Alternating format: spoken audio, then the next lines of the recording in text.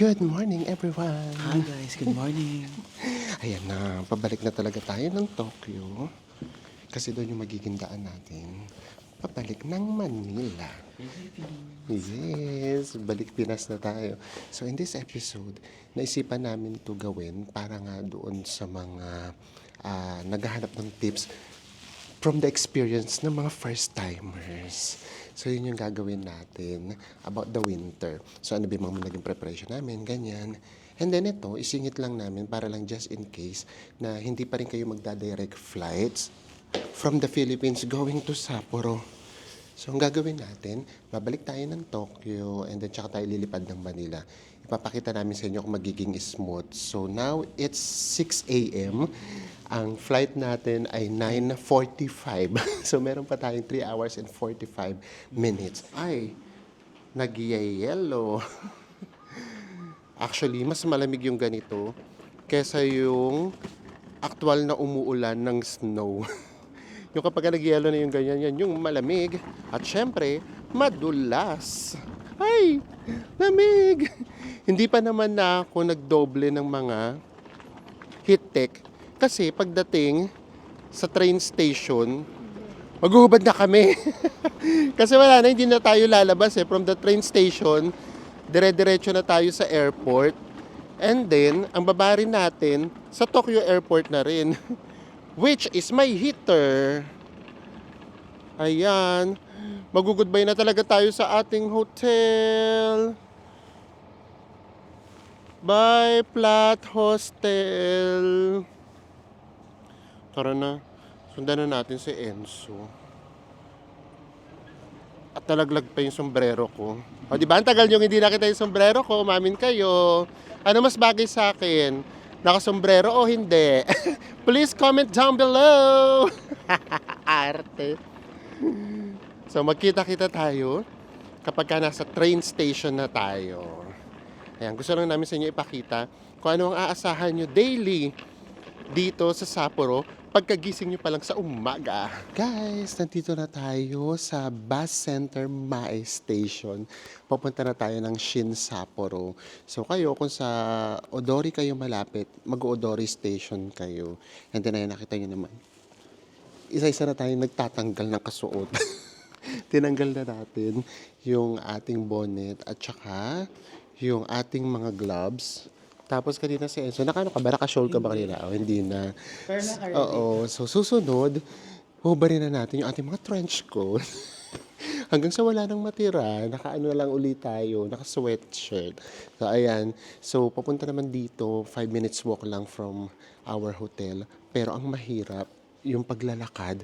Kasi, yung yelo, kapag ka na ano mo siya, nagulungan na siya ng nagulungan ng maleta, darating yung point na hindi na siya gugulong kasi puro yelo na siya. So anyways, ayan lang, update namin kayo kapag ka nasa Sapporo Airport na tayo mismo.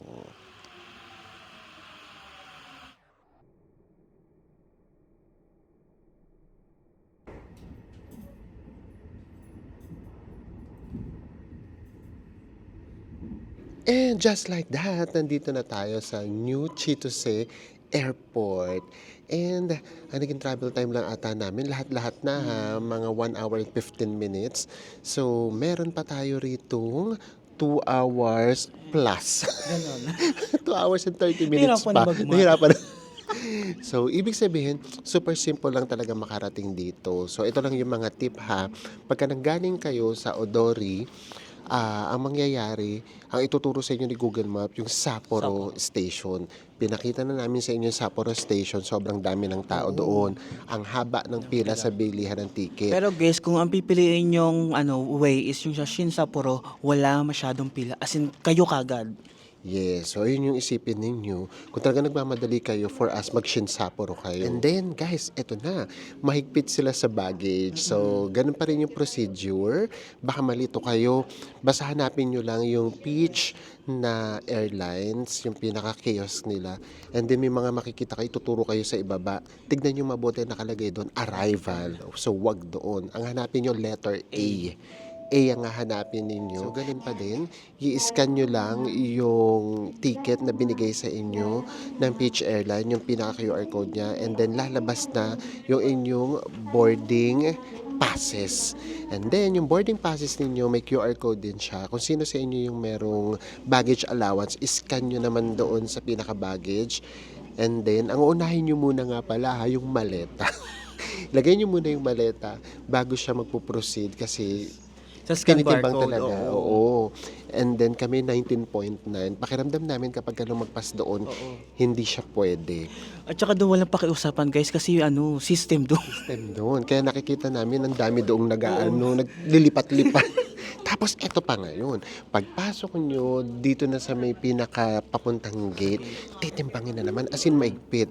Yung kay Enzo, siya yung unang nagpatimbang, 6 kilo siya. Oh. 6 point something yung kay Enzo, yung dala niyang bag. Tapos ako, itong maleta natin, sa akin naman, nag 8 kilos.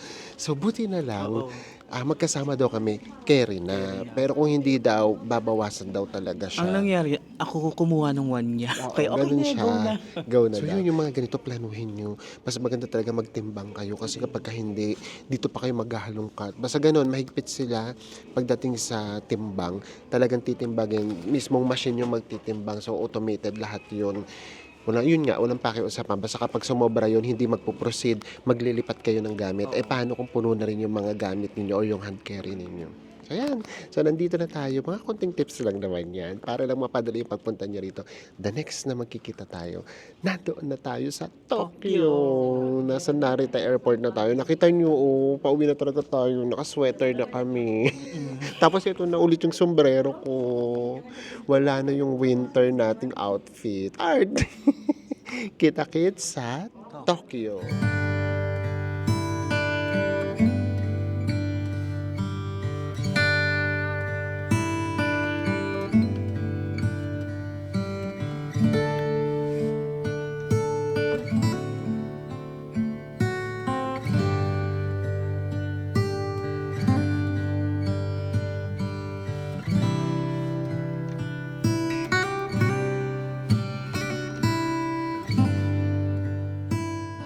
Nandito na tayo sa Narita International Airport, Tokyo.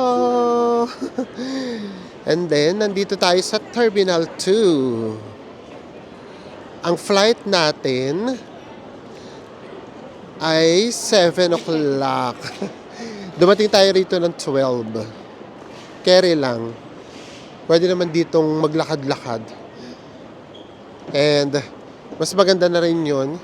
Kesa naman lumabas pa tayo, tapos magmadali lang din naman tayong bumalik ng airport.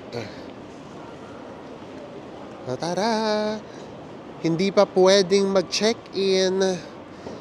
Although nakapag-check-in online na tayo, kaya lang kasi meron tayong baggage.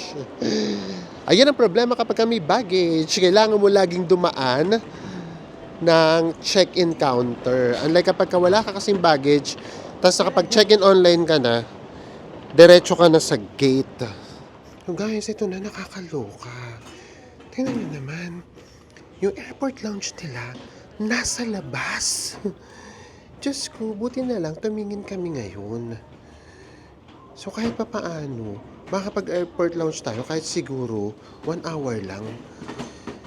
Diyos ko, parang ngayon lang ako nakakita ng airport lounge na nasa labas. Di ba usually, pagpasok yun ng immigration, tapos pagkuha ng boarding passes, kasi kailangan yung boarding passes sa pag-claim ng free airport lounge. Pero ito, hindi. Nasa labas siya.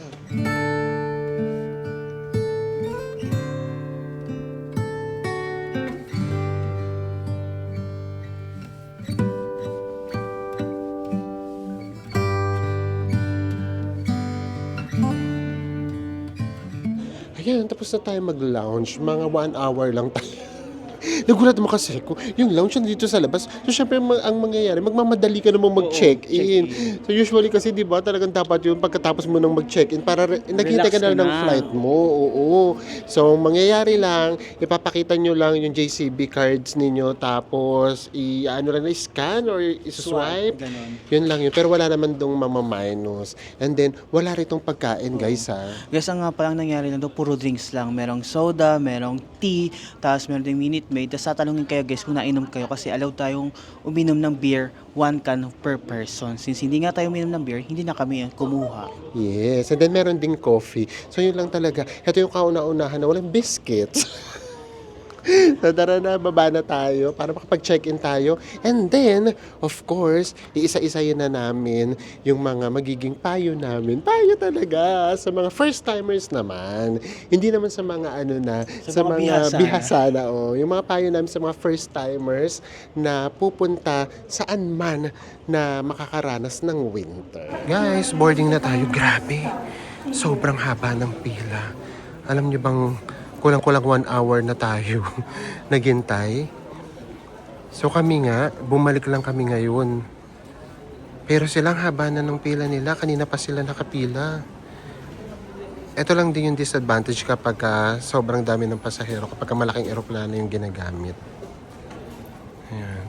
Diyos ko, paano pa kaya silang tagal na lang naghintay? Kami, bumalik lang kami para makapag-vlog. And then pagbalik namin, ganito pa rin kahaba yung pila. And this is it! Ito na yung pinaka-main event nitong vlog na to. Main event talaga. So ito na, magbibigay na tayo ng mga tips. Yung mga first time na pupunta saan man na winter, especially kung sa Japan kayo, syempre mas medyo accurate na mga 80%. Kung Japan kayo pupunta. So simulan natin, ano ba yung mga naging preparations namin? So una, research talaga. Research ng weather. Ano ba yung weather na gusto namin? So tinignan kasi namin sa calendar, yung first week of December, yan yung peak ng autumn sa Tokyo. And then, same date, yung first week ng December, winter naman sa Sapporo. So, ang ginawa namin, gusto namin siyang ma-experience pareho. Kung maaalala ninyo, nung nag-Fukuoka tayo, ang target talaga natin makaranas ng autumn. Pero hindi siya nangyari. Nakita nyo naman, kahit anong pula lang makita namin, autumn na ba to guys? So ngayon, sa Tokyo, na-experience natin siya. And then, yung winter din, na-experience din natin siya sa Sapporo. So, ganun lang, tingin kami ng tingin ng mga weather forecast. Gaya nga na sinabi namin sa inyo, yung doon nga sa live cam sa Sapporo, lagi namin yung pinapanood kung anong oras umulan, kung ilang oras, ganyan. Para alam din namin kung anong oras kami matutulog, anong oras tayo gigising. So, yun siya. So, una yung gawin, yung weather forecast. So by this time, syempre, kasagsaga na talaga ng winter sa Sapporo. Pero depende kasi, didiretso ba kayo ng Sapporo or hindi. So ang tignan nyo naman ngayon, gaano ba kalamig, gaano ba kalakas yung magiging yelo. Yun kasi, may tinatawag kasi doon na 1 cm, 2 cm, 5 cm. Ibig sabihin, habang lumalaki yung cm, mas dumadami yung yelo, ganyan. So para mas ma-prepare ninyo kung ano yung isusuot ninyo at kung ano yung mga dadalhin ninyo. So, next sa preparation, of course, syempre kasama na dyan lahat nandyan na yung flights, nandyan na yung hotels, kung mag-activities, syempre lahat yon kasama na yon. Pero, ang isa pa na pinag-preparean talaga namin dahil first time nga natin na mag-winter, yung clothes talaga. So, syempre, pasensya naman. Kasi talaga kami, first time talaga namin to. So, OA yung research namin. Ang akala namin, pakapalan dapat ng damit. Ang akala namin, padamihan ng pato. So, late na namin nalaman na heat tech is the key. So, basta meron kayong heat tech, malaking bagay siya. For example, simulan natin sa medyas. Importante yung medyas, guys, ha? Kasi, yun yung unang itatapak ninyo, yung paa ninyo itatapak ninyo sa snow. Of course, sapatos. Hindi kami bumili ng sapatos that time na pang winter. Kasi, alam namin na pasimula pa lang yung snow. So, I mean, hindi pa ganung, nakita nyo naman siguro sa mga videos natin, lalo na yung mga nilalakaran natin, hindi pa ganung kakapal yung snow. Pero syempre, kung pick na kayo ng snow, bili kayo ng sapatos. So, yun, simulan nga natin sa medyas. Yung medyas, grabe, as in, wala kami nararamdamang lamig sa baba. Kasi ang gamit natin heat tech na media. So, kung talagang ginamit kayo, magdoble kayo. Pero yung isa lang, ang haba niya. Tapos hanggang dito siya, guys. Hanggang dito.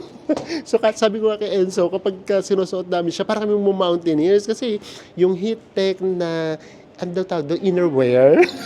Oo, yung parang siya, leggings, ipinapaloob namin dun yung medyas. Kumbaga, yung leggings, tapos yung medyas, iniibabaw pala namin. So, ganun. Para kami mountaineers, promise. So, yun siya. And then, kailangan nyo rin ng heat tech na leggings, terno yun, at saka yung pang-itaas.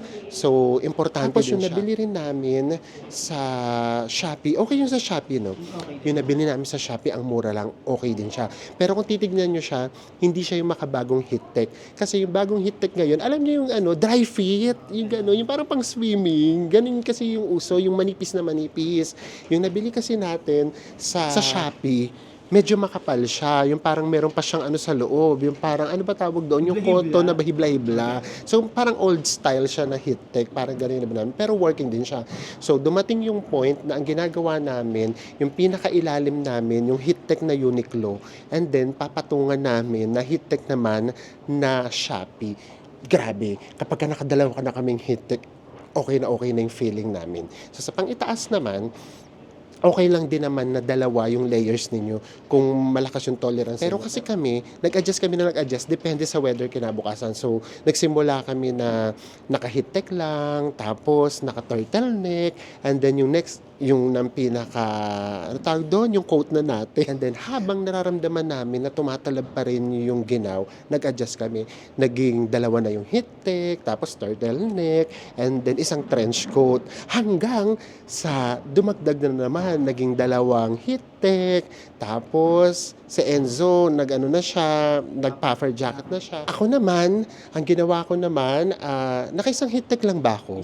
Isang heat tech lang ako, guys. So, isang heat tech, tapos yung turtleneck, and then, naka-trench coat ako na yung pang-fashion, yung pagkagso mo pa-picture, and then, grabe, yung puffer jacket na trench coat, sobrang laki ng tulong niya sa akin. And then, ito ngang last na, nung pauwi na kami. Ngayon pala, nung pauwi na tayo, hindi na ako nag-trench coat na stylish talaga. Ang ginamit ko na talaga mismo yung puffer jacket, ang laking tulong niya. So kung sa Enzo siguro, kung umabot yung order niya, hindi na siya magpa-puffer jacket sa loob, yun na din mismo. So importante yun, kung meron kayong mabibili na trench coat na puffer jacket, ang laking tulong niya talaga, promise. Kasi si Enzo nakadalawang pa siya, nakadoble siya ng heat tech. Ako isa nga lang pala. So sa pangitaas naman, sa pinakaulo, pwede kayong mag-bonnet, pwede kayong yung kasi wala kami earmuffs. Kasi kami nga, yung bonnet kasi nilalagay namin, kaya pa. And then, basta something na mailalagay nyo sa mukha nyo. Kasi darating yung point na malamig sa ilong, malamig sa pisngi.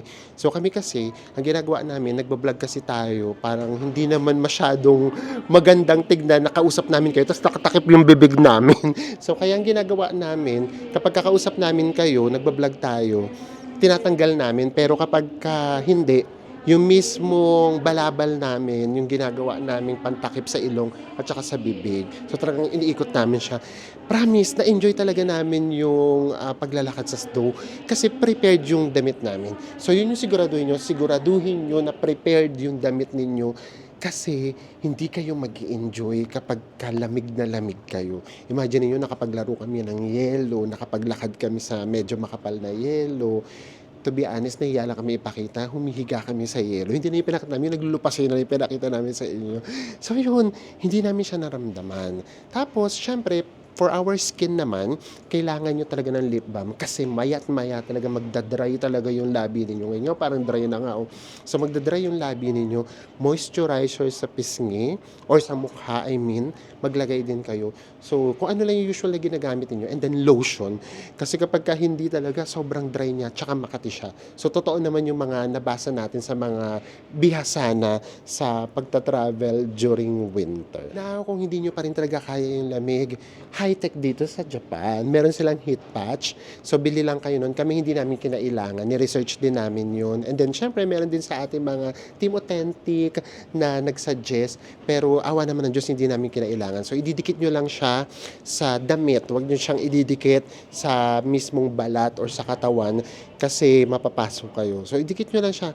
Just in case lang ha, na hindi nyo kakayanin yung lamig. Pero kung kaya nyo naman, kahit hindi na. Now, eto na yan. Ito yung sinasabi namin sa inyo, matipid tayo pagdating sa hotel. Pero this time, make sure na yung hotel ninyo ay merong heater.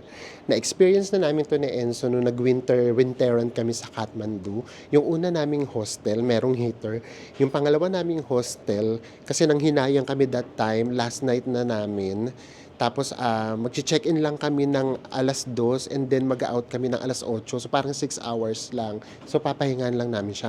Wala siyang heater. Hindi lahat ng hotel may heater. So make sure na yung hotel ninyo may heater kasi pag walang heater, manginginig talaga kayo sa lamig. Pangalawa, make sure na maganda yung location ng hotel ninyo kasi kapag during winter, medyo tamad or medyo mas nakakapagod maglakad na yung lalakaran mo, for example, madulas, sobrang yelo, pagka naranasan nyo mismo yung nag-i-snow na siya. So, mas maganda na yung location ninyo, nandoon na lahat. Pagka gusto nyo kumain, nandoon lang. Tapos kami, pinili namin doon sa Sapporo, yung Odori Park. Kasi yung Odori Park, kapag kagabi, masarap doon tumambay. So, walking distance lang yon sa hotel natin. Pati yung mga, for example, meron kayong mga day tours. Ang nagiging meet up kasi yung sa Sapporo TV Tower. So, doon kami nag-book para lahat walking distance na lang. Tapos, ang dami doon kainan. And then, nakapag-shopping tayo ng 2 piraso. Ay, hindi bali 4 naman. 2 sa Uniqlo, 2 sa GU. Shopping na yun. Pagbigyan nyo na kami. Ha? Meron pang gloves. Oh, may gloves pa. Shopping na yun. Para sa amin, shopping. So, ayun.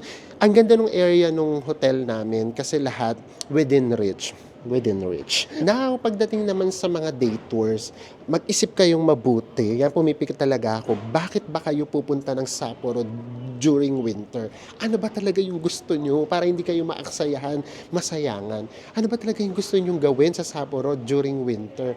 Gusto nyo ba talagang mag-sightseeing? Or gusto nyo lang i-enjoy yung snow? Ano ba talaga? Kasi kung gusto nyo lang i-enjoy yung snow, para lang sa akin na hindi worth it yung day tour. Kasi may mga times na meron doong dapat napuntahan na hindi nyo mapupuntahan dahil sa weather. Number 2, sobrang lalayo kasi nung mga i-day tour. So, ang nangyayari, parang pupunta kayo sa isang lugar, picture lang kayo, 10 minutes, 15 minutes, 20 minutes. Alam niyo, pinakamatagal namin pinag-stayan, yung doon sa, ano nga yun, outlet, yung shopping. The rest, grabe, as in nagmamadali. Sobrang bilis. As in, wala akong matandaan na ano bang pinakamagandang napuntahan namin. Ang na-enjoy lang namin ulit, yung first namin na napuntahan, yung snow lang. Kasi, yun lang talaga siguro, yung purpose ng pagpunta namin doon. Kaya nung nakita ulit namin yung snow, naglaro lang ulit kami ng snow. So, hindi namin makita kung gaano kaganda yung isang lugar kasi ang totoo kapag nandoon ka na, ang mapapansin mo na lang is snow. Lahat ng maganda, kung maganda man, matatabunan kasi snow na yung nasa isip mo. Makakita ka lang ng snow, masaya ka na. Or kami nga lang yun siguro kasi yun na may purpose ng pagpunta namin doon. Kaya isipin nyo mabuti, ano ba yung purpose ninyo sa pagpunta doon?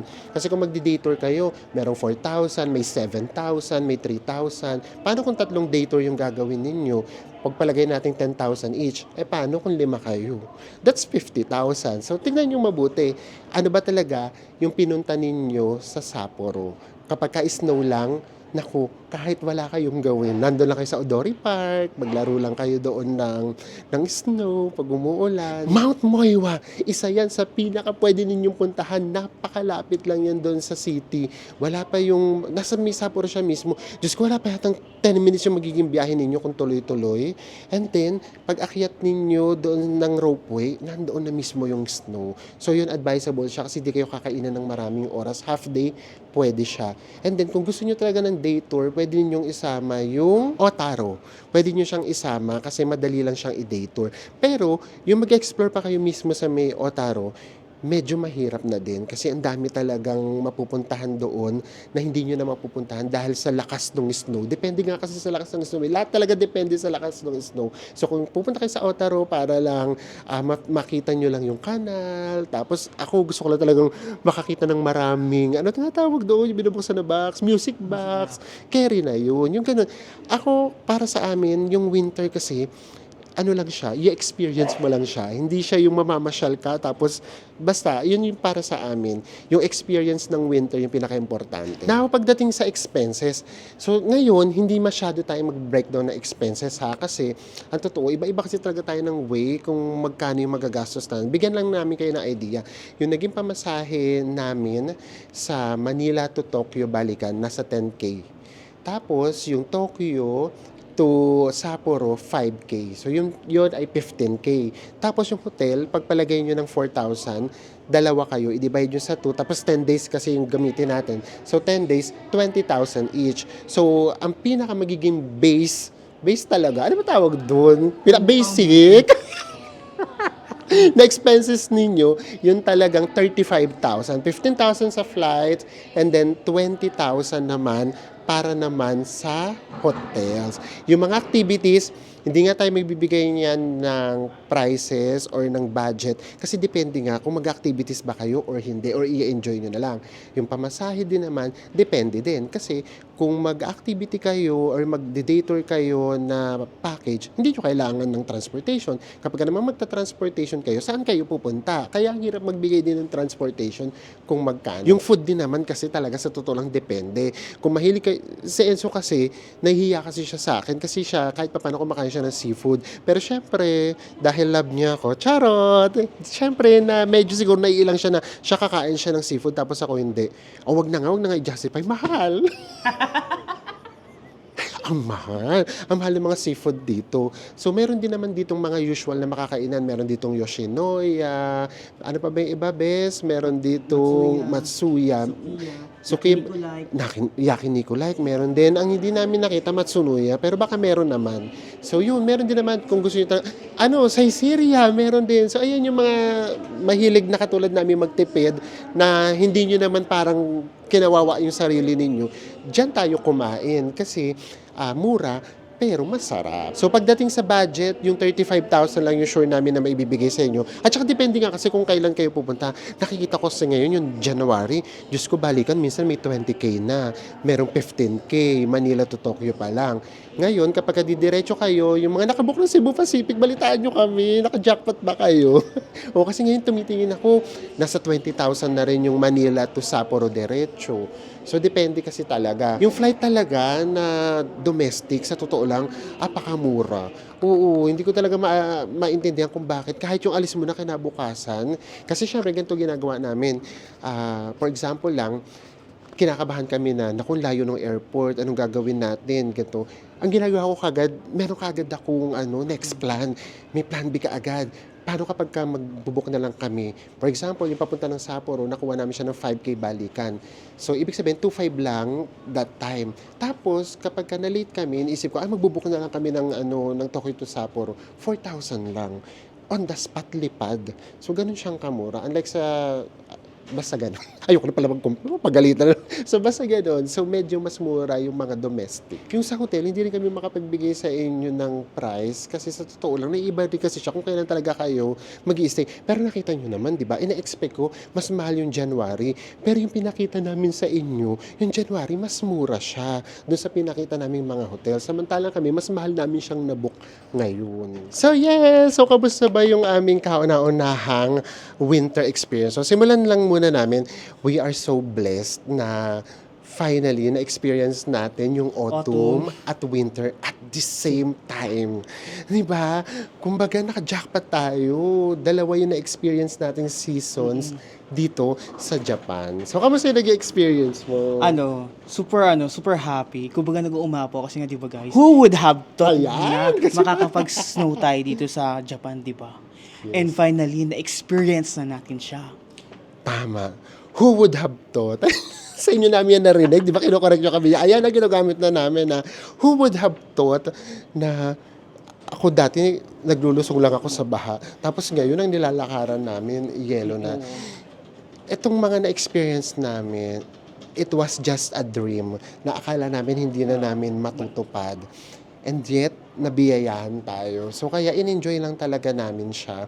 So nakakatuwa siya, lalo na sa akin na medyo masyonda na rin naman ako. Pasensya na sa mga age natin na, uy, sa totoo lang kasi, ay na-explain na naman ako, sa panahon ngayon parang ang bilis ng tumanda pag 40, 50. Kaya nga sinasabi namin na hanggat kaya nyo pang mag-travel na mas maaga, wag nyo na wag nyo na yang ipagpaliban pa, go and travel the world. So ayun nga, sa mga katulad natin na sa age ko, ayun kasi yan eh. Ito yung dream natin noon na noon pa. Na gusto natin makakita ng snow. Lahat ng napapanood nating movie before, laging may snow. So gusto natin siyang ma-experience. Di ba ang nangyari tuloy kada may experience nating snow, may hugot ka? Oo, lagi tuloy ako ito may yung sa hugot. Sedi. Ay, ito yung sa Princess Sarah. Oo. Ay, ito yung sa ganito. So yes, ano siya, fulfilling. At the same time, mafe-feel mo talaga how blessed you are and kung gaano nag-work si Lord nang minsan akala mo wala nang pag-asa tapos magugulat ka nasa harapan mo na yung dating pinapangarap mo. So yeah, so sorry ha. Naging masyado siyang sentimental sa akin. Kaya kung napanood yung mga vlogs namin, lagi akong may ganun kasi lagi babalik talaga tayo lagi sa pagkabata natin. Kung ano yung mga pinangarap natin kasi nung bata natin. Umamin man kayo o hindi, hanggang ngayon, yun pa rin yung gusto nating i-fulfill. For example, 'di ba dati, ay pangarap ko dati na magkaroon ng Barbie. O so 'di ba, hindi natin nabili dati. O magugulat kayo, nagkukulik na pala kayo ng Barbie. 'Di ba ganun 'yun? Or pangarap mo pala dati makakulik ka ng robot, pero hindi mo siya natupad. Ngayon nagkukulik ka na ng robot. O kaya yung mag-red ribbon cake ka na walang okasyon. Yun, yung mga Diba? ganun. Diba yun yung mga bata? Yung dati naiinggit ka lang. So, yung experience namin na snow, tapos during Christmas season, babalik ka talaga sa pagkabata. Yung inner child mo talaga, lalabas talaga. So sana napafeel namin sa inyo yan. Sana napasaya namin yung Christmas ninyo. Kasi kami nag-uumapaw yung happiness namin dahil sa mga experiences namin. Basta ito lang yon, ang sarap i-enjoy ng snow, pero wag niyong kakalimutan na pwede pa rin tayong magkasakit. So, kaya mag-ingat kayo. Awa naman ng Diyos, hindi kami nag-newsep. Alam niyo, baon namin Newsep, Tuserat. O, dito sponsor na. O, yung mga ganun, mga carbocysteine, ganyan. Yun yung mga baon Kasi namin. di ba kung ano talagang, uy, hindi pa tayo nag-vitamins. Ganun. Tapos, dalawa kasi yung vitamins natin. Isang multivitamins, tapos Isang bukod pa kasi Immunco. yung tawag ito, vitamins C lang. Kahit hindi, pagka nakakalimutan namin, sa gabi na kami nakakapag-vitamins kasi niratrat din namin. Ang sarap kasi sa labas. So, ang ginagawa namin, kahit vitamins C lang mainom namin, carry na. So, ano mga mapapayo namin sa mga first-timer? So, sa mga nangangarap pa lang, huwag kayong huminto mangarap. Magugulat kayo one day, yung pangarap nyo nasa harapan nyo na. Exactly. Now, sa mga nakabook naman na, huwag kayong ma-pressure. I-enjoy nyo lahat. Basta, ready kayo, ready yung damit nyo, ready yung katawan ninyo, ma-enjoy nyo siya. Sa mga paulit-ulit naman ang nakakaranas ng winter, kung may mga sinabi kaming mali, please comment down below. Tumatanggap kami ng pagkakamali. Tama po ba pinagsasabi namin? Tama po yung pinagsasabi namin. Kasi yung kaya lang naming i-advise, yung mga na-experience lang naman namin. Tsaka lagi yung tatandaan na magkakaiba talaga tayo ng tolerance ng lamig. For example, sa Enzo, nakadalawang heat tech siya. Ako kaya ko ng isa. So, depende kasi talaga. Hindi pwedeng, for example, si Enzo, 3 yung jacket niya. Tapos ako 2, sasabihin ko siya na, ang OA mo naman. Or kung ako naman, 2 lang jacket ko, sasabihin niya sa akin, underdress. Underdress ba tawag? Hindi kasi kung ako overdress, ikaw under. So, ganun. Hindi. Iba-iba kasi talaga tayo ng Totoo. tolerance. Ayan, minalaglag. Wait lang. Ito yun. Okay, go. So, ayan. Ang daldal na daw kasi natin. So, again, maraming salamat po sa pagsama ninyo sa amin mula Tokyo hanggang Sapporo. And sana po na-enjoy natin lahat yung Christmas holidays na na-feel natin. Ang nilolook forward naman po natin, New Year. Magkakaroon tayo ng New Year special. Kumapit lang kayo, magkakaroon tayo ng konting reminiscing kung ano ba yung top 10 na experience namin na hindi namin makakalimutan sa 2024. Ay, ang bait ng 2024 sa atin. Ayan, Merry Christmas, Happy New Year po sa inyong lahat. And magkita-kita ulit tayo sa mga susunod pa nating mga travel vlogs. Bye everyone! Mwah!